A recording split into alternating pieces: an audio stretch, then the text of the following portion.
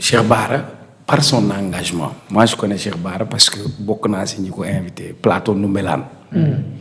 je prends à témoin nee na Aïcha ma di ko nuyu jour boobu on a fait émission bu am solo Cheikh Bara ñëw Thérèse Faye ñëw avant boobu Cheikh Bara da doon génn doon apparaître ñu découvrir ko mu nekk un Sénégalais authentique nit ku yeewu parce que nitu daara la et puis mën a wax am fasaaxa et joué na rôle bu am solo quoi qu'on puisse dire maintenant mbir am na fu muy toll dans une crise am na fu muy toll vaut mieux defar am. maintenant Cheikh Bara aussi c'est quelqu'un de très franc très direct parce que triché wul yëg-yëgam la génn di ko wax li muy wax mën na am comme mën na bañ a am soit nga gëm ko wala nga bañ ko gëm. maintenant balaa ngay ñëw ci mbiru décret bi ñu génnee. Serigne dama ko fekk mu am fu mu nekkoon fu am solo. yàlla dafay def nag. man mën naa wax ni Diomaye laa gën a xam ko Ousmane Sonko parce que si sama cadre liggéey doon nañ jokkoo parce que bu ñu soxla woon ay invité war a coordonné da ngay soxla ku nekk APR di nga soxla ku nekk Pastef n'est-ce pas Serigne dans ce cas j'avais d'excellents rapports avec Diomaye parce qu'il était le secrétaire général je n'ai pas de rapport avec Ousmane Sonko j'avais même son numéro de téléphone yaakaar naa bi mu nekkee président la numéro boobu kii donc. ci la marché tout. voilà n'est-ce pas. mais quand même il demeure et reste suma xarit. parce que dañ doon tooñante sax diggante séeréer tukulóor et moi je suis même apte à dire le Diomaye que man bi ma xam ba tey man maa ngi njort ni mënuma am mbetteel ci moom boobu loolu laa yaakaar boobu parce que. gisuma ku gën a fonk Ousmane Sonko ko Diomaye loolu laa gëm par rapport ak ñoom fi ñu jaar par rapport à l'engagement ak rôle bi mu doon joué ci poste bi mu yoroon en tant que secrétaire général mais beneen vérité bi Diomaye Bassirou Diomaye Faye gisuma ku ko gën a fonk ko Ousmane Sonko parce que Ousmane Sonko nag jàmbaar bu ñu waxantee dëgg rek te yàlla tax te yaa ngi ko gis bind nañ ko ci parmi les 20 personnalités les plus influentes du monde bi laax bi tàngee jër Sonko moo ci dugal loxoom il a été au devant de la scène bi tànn jotee moom moo xam ban tànneef yan critère la teg ba teg Diomaye te yow xam nga ni bu dul woon Ousmane Sonko dafa tànn Diomaye kon heure bi kenn waxatu ko. bien sûr. voilà beneen vérité bi Sonko a fait preuve de générosité politique xam nga la mooy générosité mooy nga fàtte sa bopp sax dem nañ fii ñuy def ay négociations pour ak élection présidentielle pour permettre mooy jamono bi ñu naan ne ñëpp bokk. Karim bokk Khalifa bokk Sonko bokk. Sonko bañ. et pourtant li Ousmane Sonko def gënoon na yell ci Karim Wade par exemple 2019 Karim ne l'a pas fait. Pourtant, le PDS est un grand parti qui a un appareil politique. 2024, PDS amul candidat. Vous imaginez. Bu Karim tourné woon daan ne Karim mooy Madické Niang wala Karim mooy Souleymane Ndéné wala Karim mooy Omar Sarr. Khalifa Sall dans cette position nekk na ko 2 fois. bu toogoon ne Khalifa mooy Barth wala mu ne Khalifa mooy Babacar Mbengue. Sonko l'a fait. gis nga man su ma seekee yow mi man du ma nangu gën maa gore yow. man loolu laa jàpp te ma dégg Diomaye ci kàddu yu mu yëkkati mu ne liggéey naa fukki at ngir Sonko doon président liggéey boobu naa ko wéyal kon man li ma gëm te jàpp ko lii yëfu nit mooy man damaa gis ni 2029 Diomaye soxlawul muy doon ab candidat benn candidat la war a am moo tudd Ousmane Sonko Diomaye takk ndigam ba mu dëgër ne ko lebaloon nga ma tey laa lay lebal ba wis la man loolu laa gëm ensuite cooli lu muy bëri nag na am fu ma ci yam man parce que ba tey Ousmane Sonko mooy continuer di nekk le premier ministre vrai ou pas vrai. bien sûr. dëj bi mu demoon tey di jaale Guirassy waajuram bi génn àdduna Ousmane Sonko bi mu demee dafa dem représenter le président. wala Serigne. bien sûr. keroog ma seetaan benn vidéo mu dem ci ay artistes yi nekk fële mu ñëw ne président moo ko yebal waaye su demee dina ko tooñ ne ko fi ma yebal da ngaa tardé. Ousmane Sonko moo dem assemblée nationale en tant que premier ministre mais jusque là Ousmane Sonko est premier ministre comme egguñu foofu. bien sûr vraiment. ñëw na nee na dafa am éclaircissement yi mu bëggoon def ak yu ñu bëgg waroon a leeral nga yàgg leen dégg ñu ne ñoom parfois il leur arrive ñu am ay désaccords il faut avoir des mesures sur ça maintenant il faut pas aller au-delà de ça maintenant aller au-delà de ça qu'est-ce que lan lay jur mooy une séparation maintenant dans cette séparation kan moo ci perte parce que pour man vaut mieux avoir un Ousmane Sonko à ses côtés plutôt que de faire face à Ousmane Sonko am Ousmane Sonko ci sa wet moo gën nga janoog Ousmane Sonko et beneen dëgg bi man politique mooy suma passion dafa am lu ñuy wax légitimité politique Ousmane dafa am légitimité politique am légitimité historique am légitimité populaire sëriñ wax na la ko moom lañ jox bopp am na fu ñu tolloon foo xam ne Ousmane Sonko bu ne woon Ouzin Barigo Pawlish laa romb tey bu ne woon Pawlish mooy candidat am Pawlish mooy toog pale heure bi naan je veux sawarma naan di def lu ko neex ma koy nuyuwaale Ousmane Sonko am na foo xam bu ne woon Ndiogou Afia sama candidat mooy nekk pale di segg café di saamfaal loolu moom mooy dëgg en termes de représentativité y a pas meilleur profil que Ousmane Sonko et aujourd'hui sénégalais yi dañ ko ameel bor parce que dañu jàpp ni sacrifice yu mu enduré yëpp dañ ko ameel te Diomaye daf ko ameel donc beneen vérité bi Diomaye n'a pas besoin d'une coalition jàmbaar loolu mooy dëgg une coalition a une durée légale du point de vue juridique 3 mois 2 mois avant les élections 1 mois après les élections donc pourquoi Diomaye a besoin d'une coalition est-ce que dafay wut appareil politique parce que am na yeneen ambition yu ko dab wala ci sama xalaat est-ce que nekkuñu di mbaal lépp mën naa ne de politique lañ ne de sëriñ c'est clair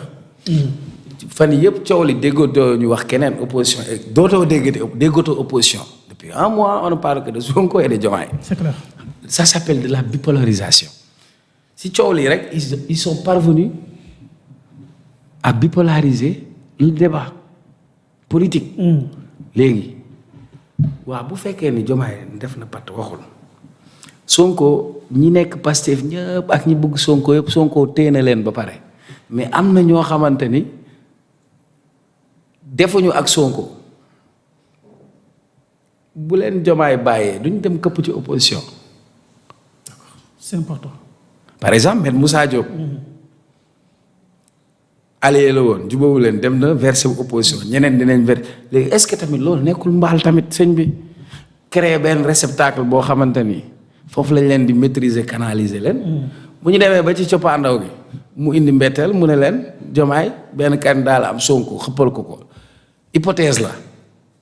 tout est possible. Bien sûr. moo tax loo ci dem ci ak mesure parce que. maa ngi raconter benn anecdote am benn waay boo xam ne du ma tudd seen tur quoi. gaayaan bi ak xale bu jigéen boobu dañuy génn nii quoi ma romb côté marché Zing bi ñoom ñaar ñuy jàppante. ma ñëw woo waa ji ne ko non jigéen da nga koy suturaal parce que ak lu mu cóol xam nga du ci mbedd mi ngay def nii waa ji ne ma ok ma woon ko ginnaaw waa ji ne foo tollu dégg mbéj bi teel la ma daw retourné songu waa ji xeex ak moom toj bopp bi. parce que man bëgg ma koy dóor jigéen. xale bu jigéen bee ñëw song si ma ne ma da ngaa seytaane sa yoon new si. ma bërëg tuuti ma dajeeg ñoom ñu yégal ma ñoom seen mariage léegi ñu ngay sëy ba am nañ seen doom. gàcce topp la ci. léegi boo tax ñaar ñuy ànd sëriñ am na fu ñuy toll. bien sûr. wutal wax ci lu ciy defar. absolument juste. par contre am na acte yoo xam ne Diomaye daf ko posé dalul xel. parce que man ak yow su fekkee dañuy ànd. nga am yoo xam ne boo ko tegee mën naa njort da ngaa jël sa yoonu bopp.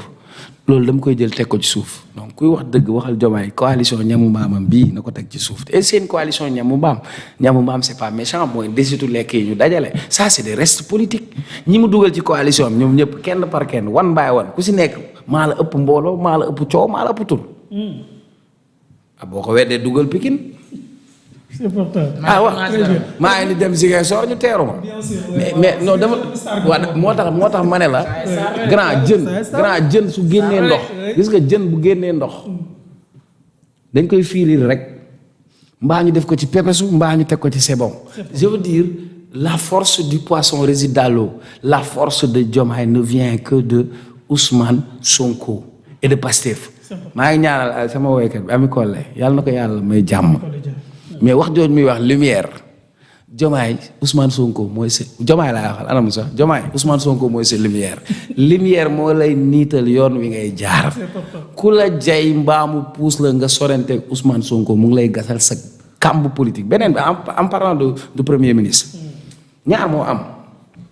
président mooy nommé premier ministre président mu am pouvoir wàccee ko. wàccee wu ko de ay bu juumee ba bind décret ne da koy wàccee. wel am na sensibilité bi ci nekk. non waxuma change je te parle haute politique laay wax ak yow. fi mu toll combaan man politique laa la wax de. bis bu juumee ba ne daf ko dindi premier ministre non boobu beneen paire de manches la parce que tout simplement nit ñi li ñu njëkk a gis mooy kii moo la indi ba fii nga bëgg ko bu ma xam nga sénégalais daa mën a sot. sot bi day gën a metti beneen bi su boobaa ngay gis président boo xam ne mooy tudd kenn bëggul xam nga kenn bëggul. yow seetlu ci diggante bi mu posé acte dem na fi caare ñu yuuxoo ko. dégg nga xool dégg ko ah. ci diggante bi abonnement yi mu amoon Facebook ñu ngay roccee ko. désabonné bien sûr. d'accord ma ak yenn pratique yi xotti photo nit daal ne man léegi sax c'est fini sonko am na nag mën nga def dans ta démarche nga teg yenn pas tegaat yenn pas mais boo demee ba gis ni lii jëmul kër teg ko ci mooy woy bi Youssou Ndour woyoon yoon wii nga jël baaxul ku la koy digal da lay nax. yoon wi ci des moo gën ndax loo taseel daal di koy daan benn yoon nga am àndal ak sonko mii gis nga nag am ndaa toj ndaa doo am ndaa de waaye booy dem bay toj ndaa na nga ko tojee ndaa lu ko jar. c'est important. très bien am na solo alors. merci pour le café Serigne c'est vrai que man damay xaw a d'accord ak Cheikh Oumar vraiment ci li nga xamee ni moom la wax mais damay wax ni man sama jàngatu bopp. moo dina dafa mel ni dafa am erreur boo xam ni je peux pas dire parti Pastef def nañu ko. Diomaye li mu def erreur politique laa ko jàppee aussi. mais ndax aussi réaction yi am au sein du parti Pastef moom la ñu waroon mën a xaar pour man parti bi dafa waroon a jug régler lii au lieu muy jug jël lii def ko arme contre ki nga xamee ni mooy président Diomaye par contre dañu waroon wut comme ni ko Cheikh Oumar waxee tout à l'heure li ñu waroon a fexe mooy fexe ba mu nekk problème interne boo xam ne parti bi da koy régler au lieu ñu jéem a jug quand même def ko arme pour combattre ki nga xam ne mooy président Diomaye ndax posture boobu aussi moom la ñu waroon mën a xaar évidemment ci yenn réaction yi ak communication yi nga xam ne aussi moom lañ koy gis li si mujjee mooy li Cheikh Bara Ndiaye def ni ki démb. non xam nga nag ñaari mbir dafa am. combaan. c'est-à-dire gars yi li ñu war a def yëpp def nañ ko mais le président a persisté problème yi du tey la demaat. boobu ba léegi mi ngi toog de. di dajale yore mbootaay mel ni ku yor nat. combaan moom mu ngi ci rôle ba léegi. non xam nga c'est-à-dire. coow lii dañ ko déggandoo ñu bari dañ ko déggandoo jàpp ni tey la ba jàpp ni nit ñi li ñu war a def defuñu ko nit ñi dañoo def li ñu war a def mais le président a persisté léegi interrogation bi mooy président lu tax mu persister est-ce que yaa ngi dégg. c'est-à-dire ñaari mbir dafa am. Sonko alerté na boobu yëpp xewut wax na boobu yëpp xewut El Malick Ndiaye li mu ci mën yëpp ci diggante moom ak Diomaye def na ko ba tàyyi ku si ne li nga ci war a def nga ko mais président de la République dañu gis ni dafa persister ci ay actam dem léegi nag mbir dafa am foo xam ne bu fa tolloo génn wax parce que si politique nag lañ ne xam nga relation yi Ousmane Sonko am ak Diomaye ce sont des relations individuelles personnelles mais nag bu ñu demee ci terrain politique bi le soir daf ñu jàngal lu bari bu doon rek relation personnelle Omar Gueye du tàqalikook Idrissa Seck Habib Thiam du tàqalikook Abdou Diouf absolument Mamadou Dia du tàqalikook Senghor Abdoulaye Wade du tàqalikook Abdoulaye Wade du tàq ak Macky Sall te ñii ma lay wax ñëpp ñu ci baree bari dem nañ ba tuddante ay doom est-ce que yaa ngi dégg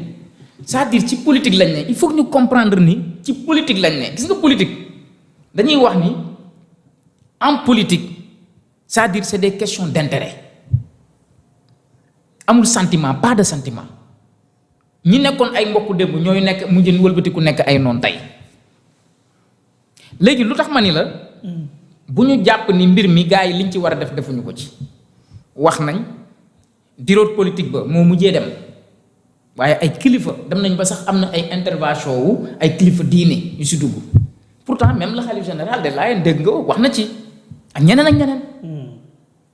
mais xam nga problème bi mooy gis nga njiit man pour man dans ces genres de situation là ki war a ëpp retenu mooy le chef de l'État parce que moom moo war a gën a prudent ba pare vigilant mais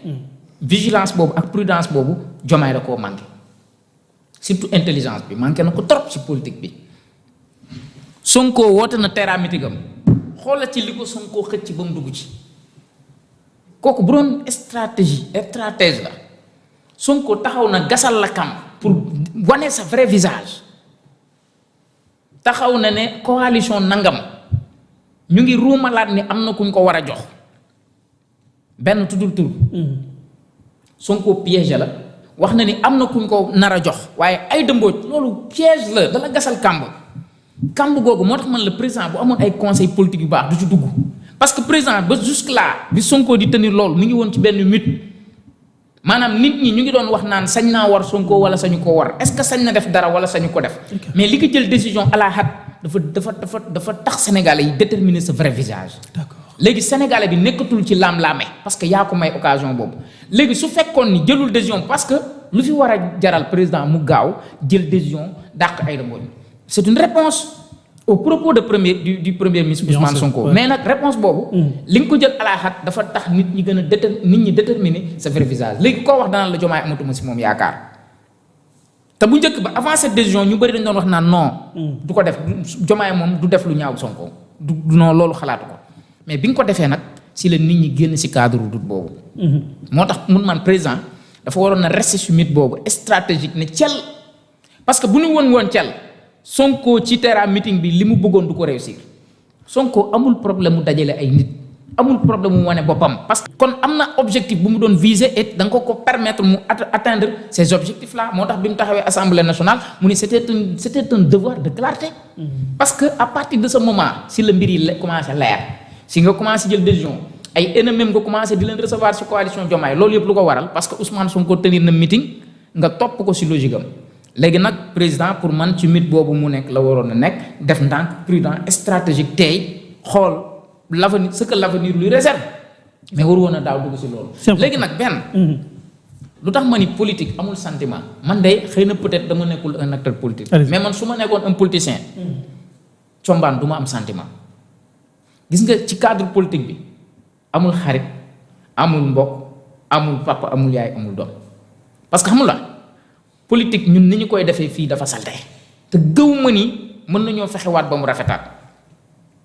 parce que dañu ancré bu ci benn système boo xamante ni lim ñu jàngal ak lim ñu tàggat baaxul c'est contre nos valeurs. Bien sûr. Aujourd'hui on nous parle de réalité du pouvoir. mais lan mooy réalité du pouvoir chez nous mooy ñàkkal ay valeurs dañ na la Diomaye aujourd'hui système bee ko ŋànk c'est la réalité du pouvoir bu imposé wu waaye léegi réalité du pouvoir kon mooy ñàkkal kóllëre fàtteel démb loolu de mooy réalité du pouvoir alors que suñuy valeur mu war a nekk au-delà au-dessus véritablement des réalités du pouvoir léegi ma jàpp ni tey aujourd'hui li nga xamante ni stratégiquement parlant moo waroon a am ñoom ñaar moom ku ne la amuñu problème amaana dafa wax lu ko neex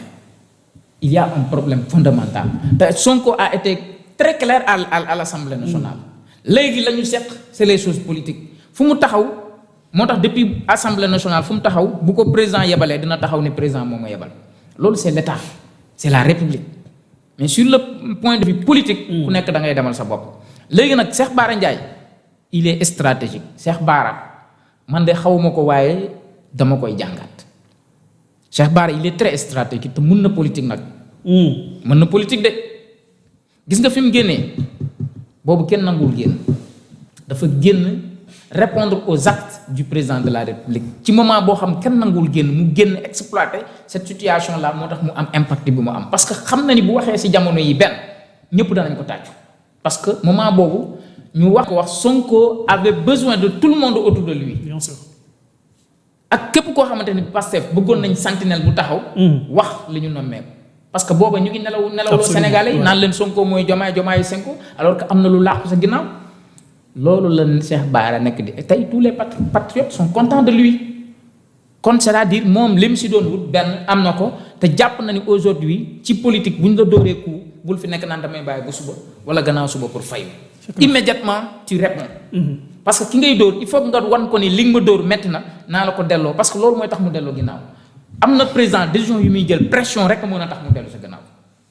pour man loolu la Cheikh Bara comprendre il est en train d'exercer une pression sur le président de la République pour que véritablement actes yi muy posé mu mën si dellu ginnaaw c'est important. Très bien alors Cheikh Omar ndax am na ay éléments fondamentaux yu ñu war a mën a gis politiquement ba jàpp ni limogeage du premier ministre président mu ngi koy wàcc yan éléments yu ni moom moo tax ñu war a mën a xalaat ni peut-être limogeage sax mën na nekk. man de gisuma élément. parce que boobu ba léegi li coow li lu bëri. Le Premier ministre continue à exercer ses fonctions avec beaucoup de plénitude. Et pour moi, ce serait suicidaire. Je vous l'ai déjà dit tout à l'heure. Si Diomaye veut se suicider politiquement, il n'a qu'à démettre Ousmane Sonko de ses fonctions. Parce que démettre Ousmane Sonko de ses fonctions, ça veut dire que, strictement, ils se sont séparés. Et il vaut mieux avoir Sonko avec soi qu'à côté de soi. Beaucoup de gens disent que Ousmane Sonko est Premier ministre. Bon, bi ma ko wax kenn analysé wu ko d'ailleurs les vidéos sont disponibles Serigne, n'est-ce pas. li taxoon ma wax ko da am fu ma ko tegoon ci ñaari mbir. boobu dama gis législative yi Ousmane Sonko mu jiite liste yi. am ñu ne Ousmane Sonko day dem assemblée yaa ngi dégg ñii ne day nekk premier ministre man leen Sonko n'a pas besoin d'aller à l'Assemblée nationale parce que aller à l'Assemblée nationale pour être président de l'Assemblée nationale c'est très limité parce que tu n'es pas au cœur du dispositif étatique, c'est-à-dire l'exécutif.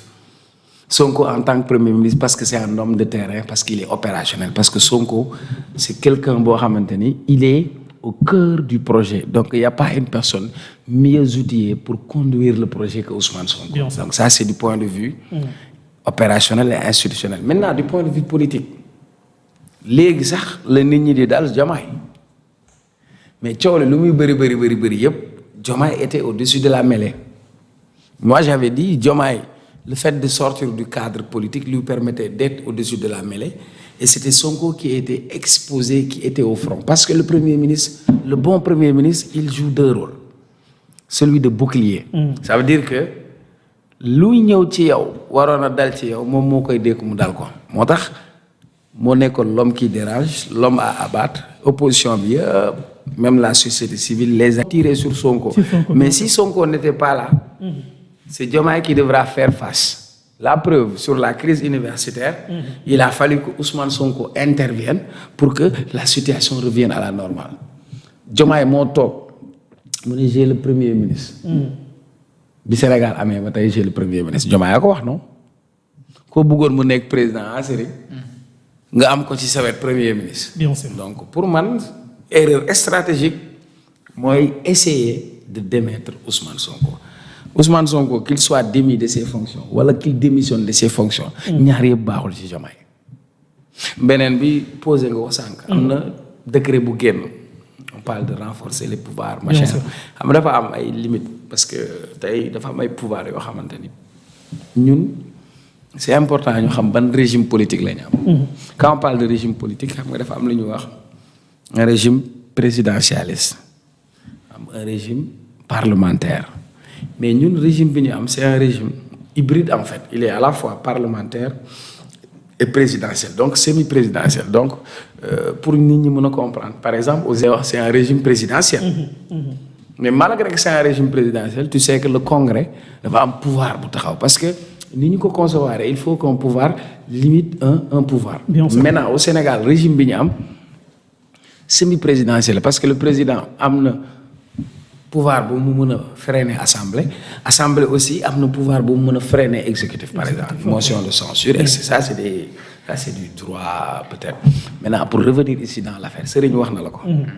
bu leen fàtte ni Ousmane Sonko démissionné wu l'Assemblée dafa suspendre. C'est comme yow ngay liggéey fii nga laaj disponibilité pour que suba boo nekkatul ci lële tu retrouves ton poste. Allez vous imaginez Sonko quitter la primature il va retourner à l'Assemblée nationale. Serigne l'a dit les 130 députés sont avec lui ça va être un blocage ci le président mënul tas assemblée lu dul assemblée bi am na 2 ans wala ñu ne situation instabilité politique am na mu tas ko. Est-ce que c'est le scénario que nous on souhaite? Est-ce que nous on va entrer dans une crise institutionnelle? Qui il a le pouvoir de la rue, la popularité? Qui il a le pouvoir institutionnel? On ne souhaite pas ça. Donc ici, pour moi, ça c'est un scénario inimaginable. Ils sont dans un mariage. Qu'est-ce qu'on vous dit? Pour le meilleur et pour le pire. Sonko Diomaye c'est pour le meilleur. Battez-vous, reyante leen, bëkkante leen, yéen seen problème la. lijjanti leen seen problème parce que réew mi dañ leen yónni yàqamti leen. grand ñoom bu ñu gëstoo xool ni y'a 80 personnes yu faatu. tey bu ñu yeewoon ces 80 personnes ne leen Sonko ak Diomaye dañoo bëgg a tàggali ko est-ce que ñoom dina am lu leen neex. Sëriñ dañu toog ma dégg Sonko wax ko man loolu laa gëm politique dafa noble bi muy wax ne sa référence en politique c'est le prophète Mohammed. yaakaar naa loolu su ma ko waxee lu ma gëm la parce que sama benn doom bi ma am Muhammad Rasulullah tuddee loolu la nekk ci ay kayitam ndax ci lan la déparé ci ngëm-ngëm parce que pour nga gëmloo nit ñi il faut nga gëm ba pare bu dëgër bien sûr foog nga am gëm-gëm ba pare waa kay absolument ci njëlbeen bëriwuñu ñaar ñett bu ñuy jàng sax dañuy làqatu ñu dem ba nekk fukk ak ñett dem ba nekk 39 tey boo xoolee fi mu damay bañ def waaraate. allez-y. tey àjjuma la. vous avez le droit. innaa a'taynaakal kawsar. bien sûr. waaw ni ko yàlla teralee ñi waxoon ni yonent bi. yow doo am hérédité ndax amoo njaboot bu góor parce que yàlla teg na ko nattu doomam génn àdduna. waaye tey boo yeewoo li ngay njëkk a dégg foo dégg laa ilaaha illallaah Muhammadu Rasulullah mais c'est une politique. dem na sax ba teg une politique économique. une politique sociale génn nañ dem Médine ñu créer une nouvelle ville autre que la Mecque avec des règles ñëw fekk fa ay ansaar fekk fa ñeneen def une cohabitation am un projet de société am une constitution am du droit am ay fondements loolu moom mooy la politique c'est l'art de gérer la cité tu es Layène demal dans la cité religieuse des Layènes ban politique na maam Limaamu Laay teg ba dindi gënalante ci ay xeet wala bedd konte ci ay xeet koo woo ci turam mu wéewa laay c'est une politique sociale c'est une politique religieuse demal Touba sur le plan de l'économie c'est une politique économique ñàkk jëriñu donc politique par essence bonul ndakaaru saltewul waa Dakar ñooy salte dafa am jikko yoo xamante ni mbiru àdduna la pouvoir dafa am lu mu àndal mooy privilège prestige ak alal et soo ko toppee mu yóbbu la nga topp sa bakkan ba fàtte valeur yooyu te man je considère que dafa am valeur yoo xamante ni moom moo ñu boole wéet gore wéttaliku gore valeur yooyu mooy nga am reconnaissance mooy nga gore c'est important donc pour man ku am sa jikko bopp nag sa jikko la waaye li doon baax mu ngay baax et li tax Ousmane Sonko sax am cette progression parce que dafay ñëw fekk fi benn xeet défini politique bu salte yenn xeeti jikko mu ñëw wane ni moom système bi jikko yi la làmbool mooy de la trahison mooy du mensonge mooy de la corruption mooy fen mooy sàcc mooy rawale alalu réew mi moom mu ñëw am taxawaay sañ a fëgg dënnam ne liggéey naa fukki at ak juróom ci impôt domaine fi nga xam ne alalu réew mi fa lay jaar te kenn mënumaa toppee fukki dërëm wane ay valeur Diomaye bi mu fi ñëw la ku loxoy seet ñu naan moom la mais tey bu ñu ubbee coalition boo xamante ni ña mosoon daaw ak ña mosoon daawaati géej bu ma demee sax bay dégg nit naan mos mais c'est parfois sax ay nit di la oppose naan la mos dem kon dafa am ñoo xam dañoo jàpp ni sax nguur mos la gis nga le pouvoir politique c'est un instrument de transformation sociale le pouvoir politique ça permet de prendre des décisions qui vont impacter sur le quotidien des Sénégalais sur l'avenir de la nation la politique c'est noble maintenant tubaab nee na la noblesse nag ce n'est ni dans le sang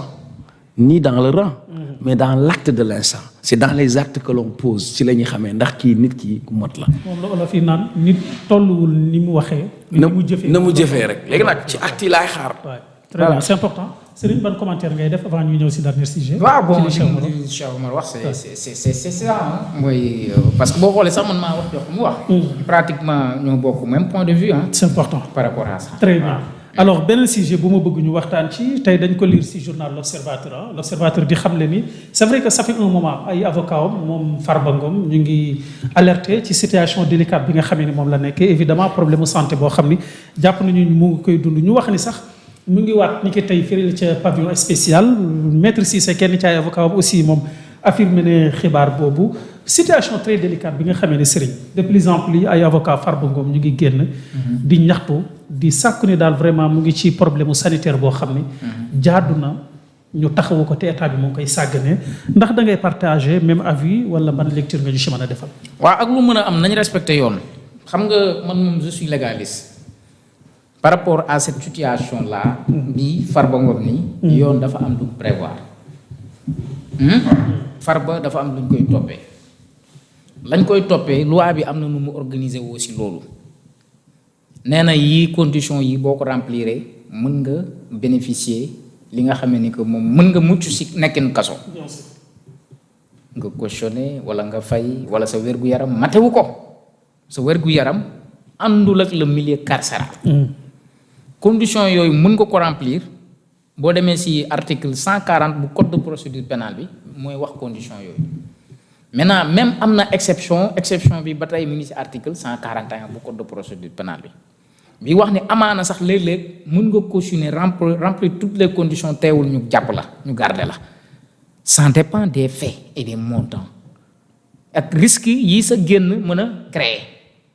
ndax amaana mën nañ laa bàyyi nga nekk ca mën nañ laa bàyyi nga naxasal liggéeyu yoon gisee ak ay nit ne leen daw leen rëcci leen et cetera tout ça mais quelle que soit la situation su fekkee ni Farba Ngom parce que le cas de Farba est très sérieux man ku ne xam na ni ànd sur le point de vue politique du ma ànd ak Farba ci yu bare yi ma jot a gis mais il faut quand même qu'on soit des légalistes devant ces genres de situation xam nga mooy lan lu tax ñu war a nekk ay légalistes c'est-à-dire demande de mise en liberté provisoire demandé woon nañ ko bu yàgg ñu gàntal ñoom ñu dem uti ay expertise Farba Ngom moo dem wuti médecin am njëkkee wuti médecin am médecin bi ñëw ma ne leen bu fekkee médecin wu Farba la kooku moom nañ ko bàyyi nañ ko téye nañ téye Farba Ngom ci kaso bi mais finalement qu'est-ce qui s'est passé après c'est le juge d'instruction juge bi moo demandé l'ordre national des médecins ñu utal ko docteur muy Alassane Mbaye c'est important bu hôpital Grand Yoff bi loolu amee Alassane Mbaye def na expertise am wane ni Farba il est gravement malade biñ demee ñu gàntal loolu ñu defaat yeneen 4 expertises médicales 3 expertises médicales plus bu Alassane Mbaye muy 4 ay médecins expérimentés def nañ liggéey bi wane ni nekk nam ci kaso bi danger la loolu nag bu amee yoon na def li yoon mooy na wut ay alternatives mën na ne c'est bien possible na wut ay alternatives bracelet électronique ñu ngi fi résidence à domicile lépp a ngi fi moo gën parce que am na loo xamante ni yoon warul da ko war a moytu tey bu ñu xëyoon maara day taali ñu ni dara am na bu boobaa non seulement yoon day discréditer boppam mais day discréditer waale le gouvernement l'État parce que bul fàtte ni cette histoire là daloon na Senghor en 1973 74 année yooyu avec l'affaire Omar Blondin Diop fu mu ñàkkee bakkanam mais kaso décès boobu deewam googu dafa discréditer Senghor parce que bokk na ci li ñuy fàttaliku ci régime Senghor bien sûr kon moo tax ma ni loola état daf ko war a moytu parce que affaire yi du guerre mbiru yoon la mbirum procédure yoon li mu wax nañ ko respecté man loolu laa gëm loolu laa jàpp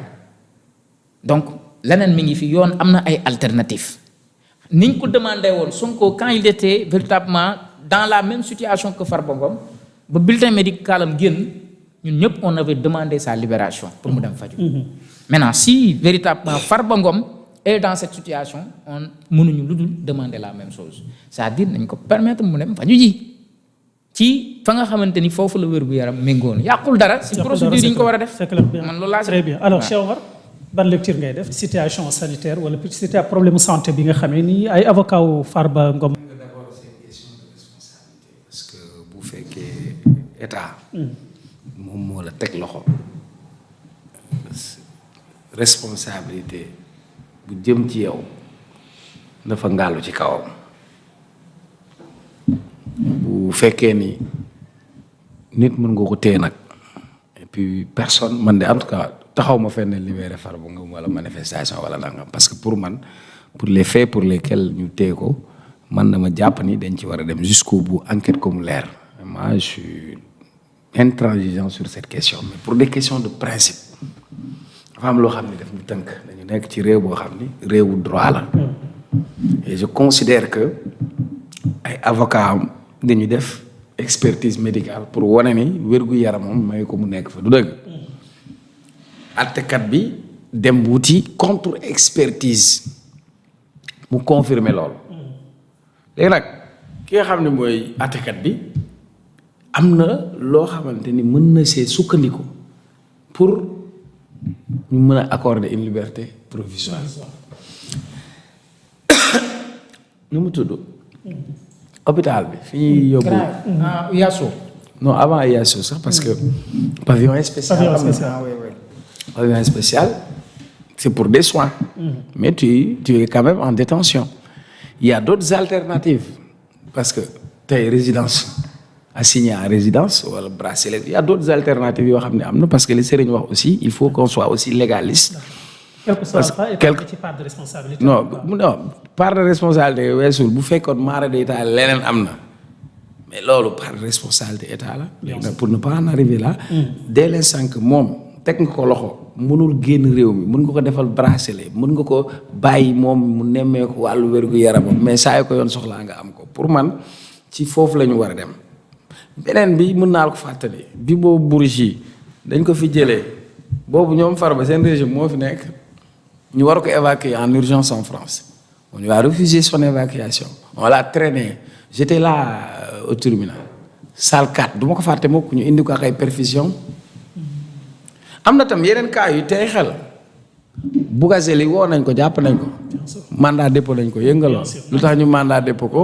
mooy affaire escroquerie mais Bougazelli bi ñu ko fi jàppee dañ ko joxoon liberté provisoire comme quoi que dafa feebaroon nag bii du yooyu léegi nag c'est une question très. bii du yooyu kay bii ngay gaan du yooyu waaw.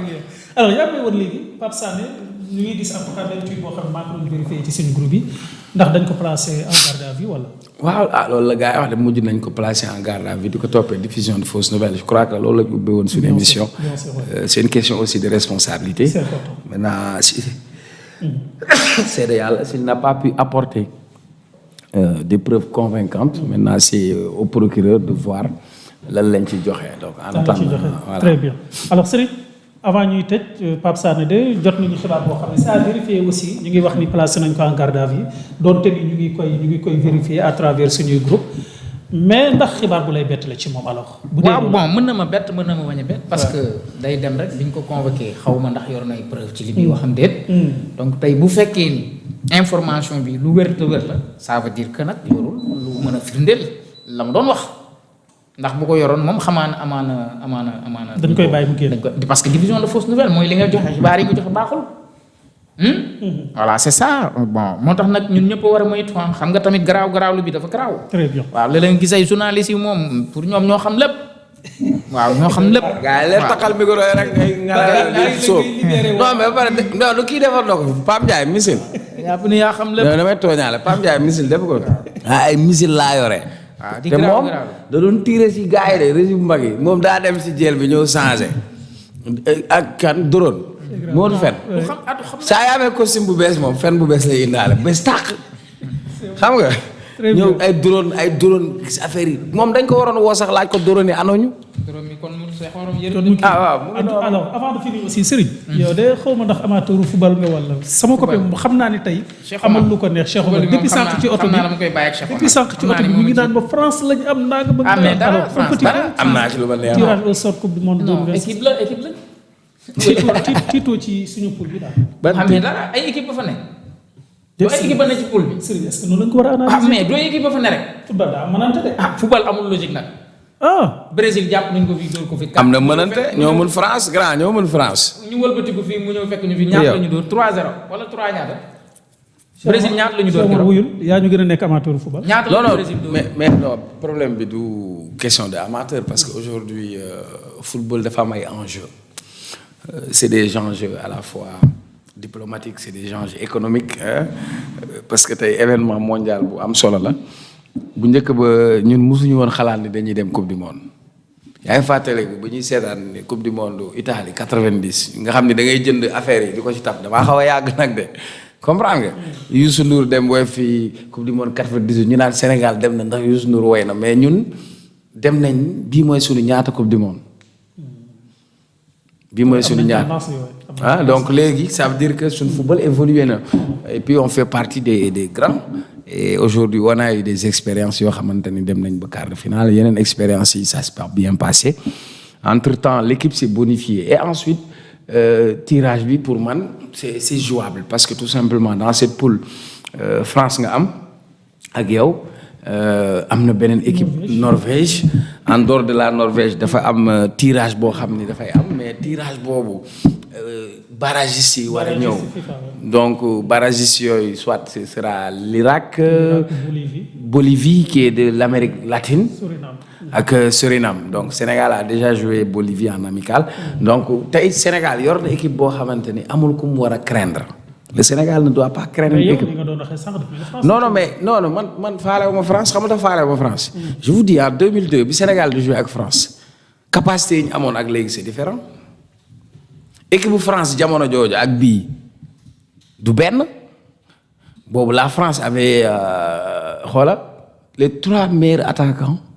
des différents championnats. En 2002. Oui, Wiltord était meilleur buteur du championnat français, Thierry Henry meilleur buteur du championnat anglais, Trezeguet était meilleur buteur du championnat italien. Milieu bi c'était fourni, la défense c'était fourni. Donc waa France boo gisee ñoom indi El Hadji Diouf rek teg ko ci kanam bu ñu koy gis di daw léegi nag yëfu góor la. Pour man c'est jouable le Sénégal doit se qualifier et puis c'est jouable et puis Sénégalais n'est pas impossible donc voilà loolu la. mbégte la woon mais du ñu jeexal aussi te nuyuwuñu sa frère Serigne Mor Thiam borom Mbacke ba di service ku leen di bàyyi xel la. mooy sponsor émission bi. non damaa bëgg mu sponsoré ko. waaw mais dafa laa daal. mais non mais xam nga. et puis ku leen di bàyyi xel la Serigne mais nag xam nga loo gis tamit dafa am lu ko waral. parce que man ci moom laa la xamee et puis comme man li may wax rek ñun waa Pikine dañu am solidarité donc bu ma booleeg yow et puis sonn ci nag fu ma romb Cheikh Omar yow waxal ak sa waay donc finalement lii aussi bu amee am na ci rôle et puis moom dafa nekk nit ku baax nit ku yaatu dënd la ci liggéeyam aussi nekk jàmbaar parce que man fekkee naa ko à ses débuts mu nekk Pikine di góorgóorlu tey bu mën a am place am fii nga xam ne ci Ouest Foire donc daal ku soxla ay téléphone ak yi jëm ci yooyu yëpp mën ngaa dem ci moom te yoo xam nga sa waay Serigne Mor Thiam merci beaucoup mbégte la woon mais nañ nuy waale Pawlish moi je l'aime bien parce que Pawlish doful jënd jàpp da koo seulement man nag benn vidéo bi laa seetaan après depuis boobu laa ko jàpp parce que man mii di wax yow man awma tarixa bu ma la ko de man sama yaay mooy sama tarixa mais dama gis attachement bi mu am ci yaayam ak aussi ni mu góorgóorloo ba ñafe ba mettre yaayam ci ay conditions yu baax donc pour man loolu sunu génération ñun ñëpp ku bëgg a sori daal na nga gën a góorgóorlu ci say waajur. di la remercier. c'est important merci beaucoup. Cheikh Omar la woon ak Serigne merci beaucoup ñu ngi doon am mbégte di leen remercier waat bu baax a partagé mbégte kontaan la ñu am saa su ne vraiment ci di am ak yéen jotaay ndax pertinence bi mais aussi crédibilité bi nga xamee ni sénégalais yi jox nañ leen ko buzz du web la woon ñu ci doon ànd ak Serigne di analyste politique mais également suñu frère Cheikh Omar Talla ba suba ak jàmm ak beneen waxtaan ak beneen invité ila liqa incha allah jërëjëf.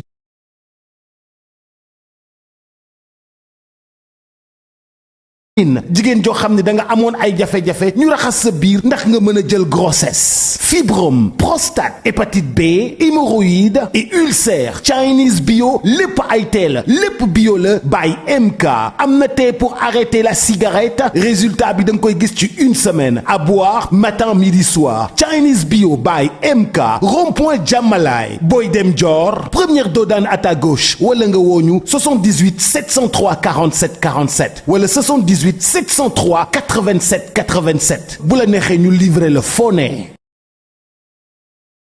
malin di yóbbu fi leen di dolli wérgu yaram Chinese bio by MK ak A ñoo dem Chine liggéey ak waa Chine liggéey ci médecine traditionnelle chinoise yëkkati lépp loo xam ne da di qualité ci li nga xam ne moom la ñu am li gën a baax jox leen ko ñu indi ko Sénégal mu di traitement boo xam ne dañ koy jaaree ci ay thé bio pour mën a am ventre plat médecine traditionnelle chinoise du caaxaan nga bëgg perte de poids Chinese bio prise de forme maanaam nga gën a fees del Chinese bio te lépp ay tee la fertilité féminine jigéen joo xam ne da nga amoon ay jafe-jafe ñu raxas sa biir ndax nga mën a jël grossesse fibrome prostate hépatite B hémorroïde et ulcère Chinese bio lépp ay tee la lépp bio la by MK am na thé pour arrêter la cigarette résultat bi da nga koy gis ci une semaine à boire matin midi soir Chinese bio by MK rond-point Diamalaye boy dem Dior première Dodane à ta gauche wala nga wooñu 78 703 47 47 wala 78 703 87 87 bu la neexee ñu livrer le foo ne Mali amul benn effet secondaire dëgër këcc livraison en toute discrétion 77 423 94 94 wala 77 423 97 97 numéro bu baax baa ngi noonu 77 423 97 97 guddi gi day neex kër gi day neex gàlle bi day neex féppay dëgër këcc dëgër këcc góor luñ ci bëgg dëgër këcc benn produit la boo xam ni c'est à base de plantes et de miel amul benn effet secondaire amul góob bu weex waaye da ngay toj sa monde de waaye bëccëg ak xaaji guddi foo toll di dëgër këcc day lay dolli kattan dolli la doole ba pare dëgëral la këcc te dëgër këcc traitement wu médecine traditionnelle chinoise ana adduna bi kan moo jëfandikoowul médecine traditionnelle chinoise adduna bi yépp a koy jëfandikoo dëgër këcc ma nga bàyyeekoo Chine dëgër këcc c'est 100% naturel amul benn effet secondaire dëgër këcc livraison en toute discrétion 77 423 94 94 wala 77 423 97 97 numéro bu baax baa ngi noonu 77 423 97 97 guddi gi day neex kër gi day neex gàlle bi day neex féppay dëgër këcc góor luñ ci bëgg dëgër këcc